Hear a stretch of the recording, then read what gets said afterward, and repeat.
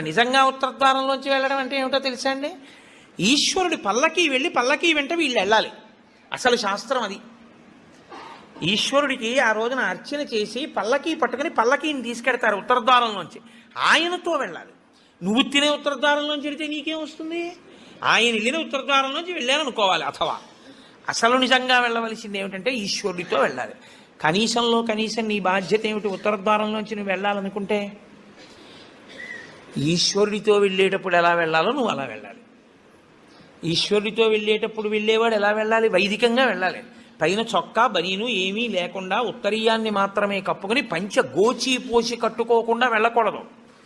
గోచీ పోసి కుర్చీళ్ళు పెట్టుకుని వెనక్కి దోపుకోకుండా వెడితే మహాపాపం. వేదం పటలపన్నం చెప్తోంది.